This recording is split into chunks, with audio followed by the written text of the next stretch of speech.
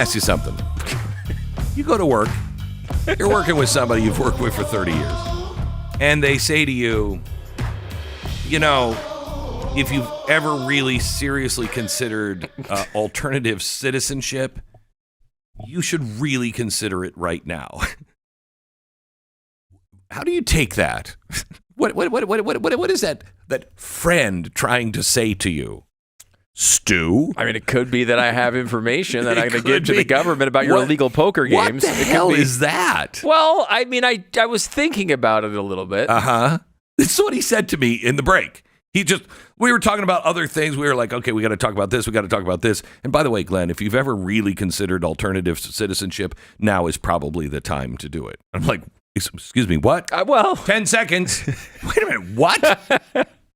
My thought process there was, there was a truce of sorts in our country where you didn't go after your political enemies with the force of law. The Democrats decided, if you remember recently, I do, that they were going to break that truce and just dissolve all of the traditions that we had in that area. Correct. By trying to throw Donald Trump in prison over and over and over again. Now, you may have noted that we are having a situation where I think this is going to be the norm going forward. And when the next Democrat gets in office, I'm not saying you're at the top of the list to get thrown into a gulag, but you're not at the bottom of it. Right. So okay. This and might you're be, just going to skate. You're just fine. Oh, I turn state's evidence immediately on you. The easiest thing in the world for me, because I can just go in there and be like, "Oh, let me tell you all the stuff I know about Glenn," and they're gonna, I'm free. I'm pretty sure that's how it works. But I do think Donald Trump's not going to be president forever. What country? Well, imagine if AOC is the president of the United States. Oh, please don't. Do you think there's going to be? And by the way, not completely outlandish. She's right in the, I would say, middle of the pack right now in the Democratic primary if she were to run. And you never know what's going to happen. There's a bunch of different things. That could never happen. Oh, by the way, Mom Dummy looks like there's absolutely no way of stopping him from being mayor of New York. But anyway, go ahead. What was your point? So my point is, what someone like that gets into office? Into office? It is. I mean, if they're going to come after anyone who's ever said anything about low taxes. If anybody thinks, we must win the midterms, and we must win 2028. Because he has come after. When he starts saying you're a terrorist organization, and which I believe, Antifa is a terrorist organization. When you say I'm coming after George Soros, Bill Gates, and the Ford Foundation, all of these things, you have declared war, and they are not. When they have the opportunity to punch back, they are going to punch back. God help us. Yeah. God help us. He's either got to wipe it out, or we're screwed. We're screwed. And look, we could all you hope for the best and prepare for the worst, yeah, right? And so what country is going to be the country? First of all, I would never shut up. So I go to anywhere. I go to Antarctica. I'm organizing the penguins. You know what I mean? I'm like, look we got to go back into America and free America. So, where do you go where the United States, remember how they were uniting people, under Biden, they were trying to get Elon Musk, destroy him in like 4 different countries. So where do you go? You go nowhere. Well, first of all, as someone who's known you for 30 years, it's true you never shut up, including at movie theaters and concerts and funerals. Concerts? Yes, and so that's number one. I do agree with you on that part of it. I think your goal in a situation like that, and you've probably put more thought into this than I have, but with your goal into a situation where a government has become weaponized to come after you, is to move your name down the list. And one of the ways you do that is you just add barriers. Like if you're at your house in Texas, they just show up. if you're in another country, they got to make a few phone calls. I mean, just add barriers. There's a lot of people they're going to target. Make yourself lower on the list. Yeah, you're in another country. You know what comes to mind? 2 words. Red mist. That's what comes to mind, And if they're back in charge with big food and big pharma, they're like, red mist, put it on the Fruit Loops. It's very inexpensive artificial coloring. Very good. It's very good. All right, let me take some phone calls. Tammy in Virginia, welcome to the Glenn Beck program. Hi. Hi, Tammy. Nice to be here. Thank you. It's your turn. Now's the time. We have not done this in a while. Apparently, it's more difficult than I remember. Yeah, now's your time. I got it. Okay, good. Go ahead. Okay.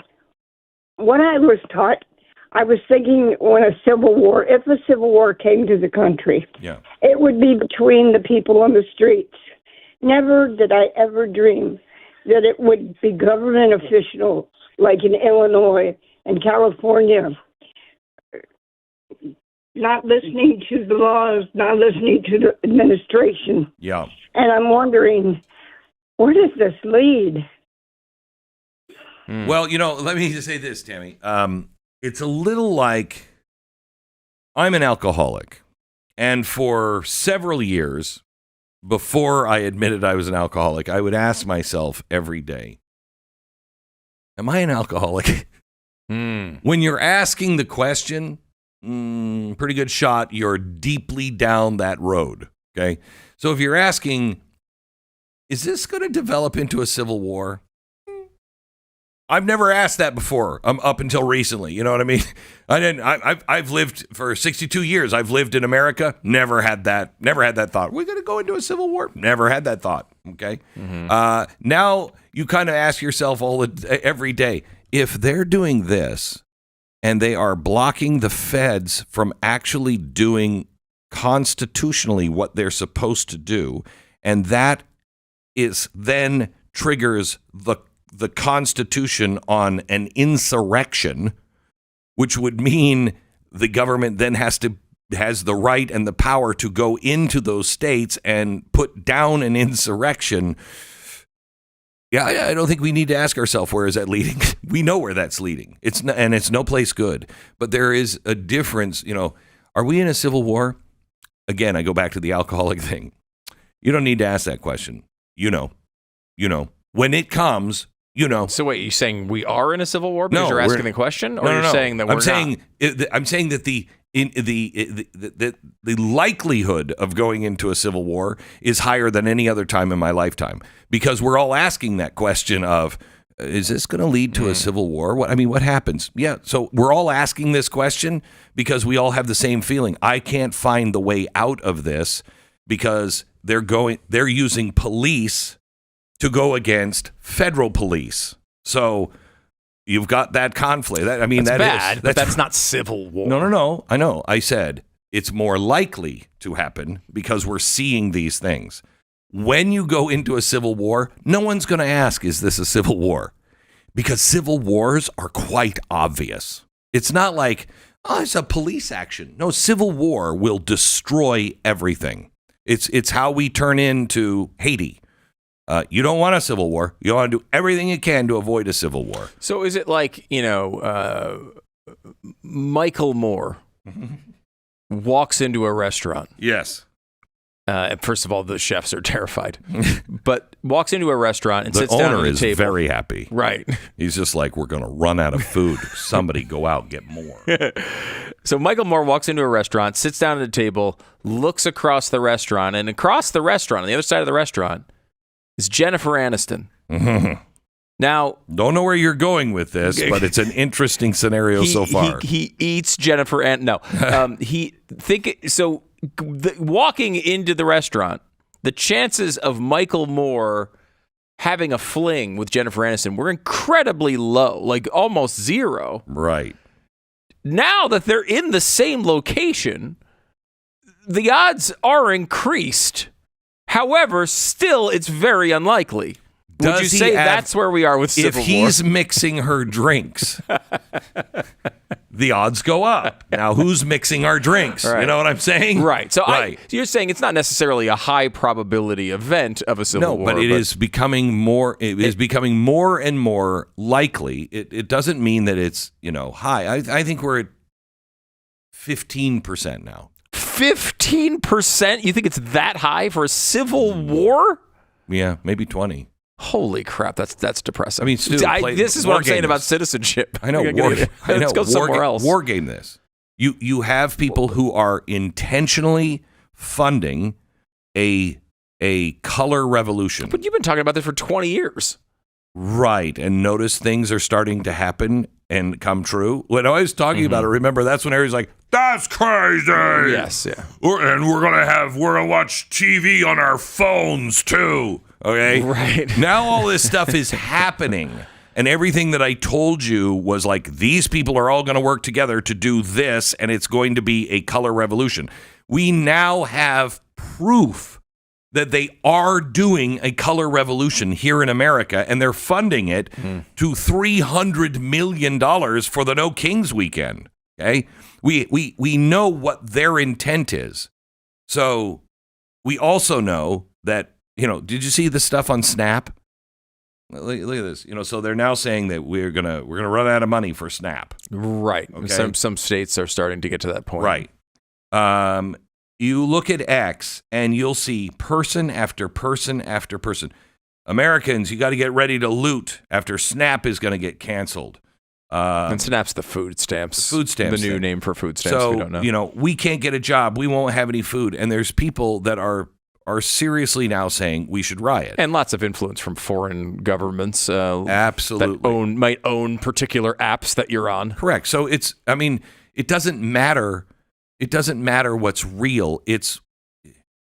There was this book called Positioning, the Battleground of Your Mind. It was what started and explained the Cola Wars. Okay. Pepsi versus Coke came out in the early 80s. And that's the kind of civil war I like, by the way. Me too. Yeah, I'm into that. And what it talked about was perception is reality. And when you perceive something one way and the society perceives it one way, then it becomes reality. The perception here for a lot of people on the left is the only way to solve this is through violence. And that's becoming more. I would say that's. I'm hopeful that it's less than 5% of our population believes that violence is the answer, but that number is growing, and the apathy toward violence, political violence, is growing probably faster than the actual people that would commit the violence. Right? Yeah. And I do think, when you talk about social media, perception's an interesting part of that, right? Like, so it's why they say in relationships, in your marriage, like, don't talk about divorce. Like, don't threaten divorce when you don't mean it, because it becomes closer and closer to reality. So I can see what you're saying from that standpoint. I think a lot of people have this idea, maybe it's because some spend their weekends for free reenacting the Civil War, that it might not be that bad. It would be very bad, very bad. It's not something that you want to keep bringing to the forefront of our political conversation. No. I will say that. No. I know you're warning against it for sure. I'm not advocating, obviously. I know. I am warning. That's my job, is to warn for anybody who has eyes and ears. Listen up. This is the plan from the left. The government has now recognized that and is trying to curb that, but they're dead serious about color revolution. And so when you know that is happening, you have to put in gear the opposite direction. We have to go the opposite direction and try at all costs to hold things together, keep people peaceful as long as possible to hopefully turn this corner, because a corner is being turned. But as the light grows stronger, would you agree with me that the light, since Charlie's death, the light has grown stronger? Okay, I believe it has. Good is starting to wake up. But at the same time, the darkness is growing darker.